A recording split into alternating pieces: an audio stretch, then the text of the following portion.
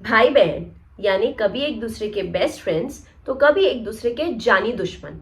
इनकी love hate relationship तो चलती ही रहती है। सिबलिंग राइवलरी यानी भाई बहन के आपसी झगड़े।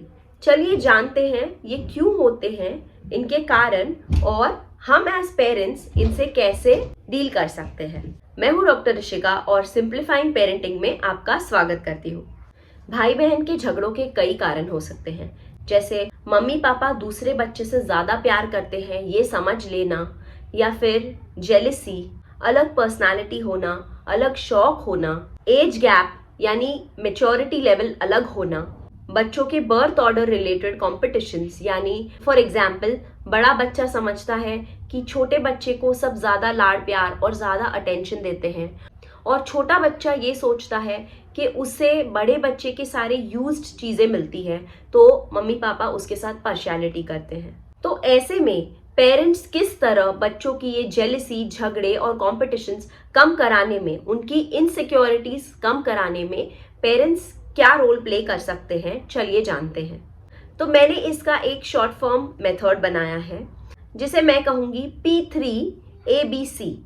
तो चलिए समझते हैं ये P3 क्या है। पहले P3 यानी pregnancy, parents and playing together.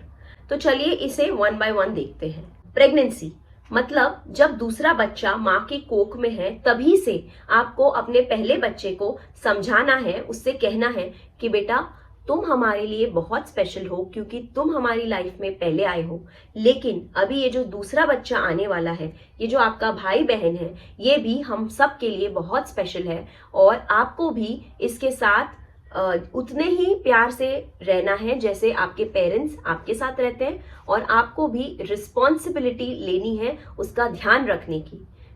Second point है पेरेंट रिलेटेड, यानी पेरेंट्स को कभी भी बच्चों में भेदभाव नहीं करना चाहिए, उन्हें इक्वली ट्रीट करना चाहिए, उन्हें इक्वल रिस्पेक्ट देनी चाहिए। फिर चाहे एक बच्चा थोड़ा कमजोर हो, एक बच्चा थोड़ा ज्यादा होशियार हो, चाहे जो भी हो, पेरेंट्स को दोनों बच्चों के अंदर कभी कंपैरिजन नहीं करना चाहिए। अक्सर हम इसे एक हेल्दी कंपटीशन करके नाम दे देते हैं जब आप बच्चे को कंपेयर करते हैं, जैसे बेटा देखो भैया ने कैसे पूरा खाना फिनिश कर लिया, आप अब तक लेके बैठे हो।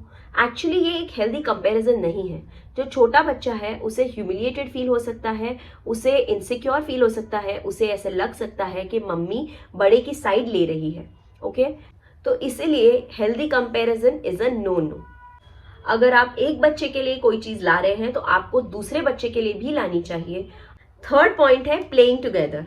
आपको एज अ पेरेंट कुछ फैमिली गेम्स खेलने चाहिए, जैसे मान लो अंताक्षरी, जिसमें टीम्स बनेंगी, आप और आपका पार्टनर और आप और वो भाई बहन, यानी हस्बैंड वाइफ एंड भाई बहन, इनकी टीम्स बननी चाहिए।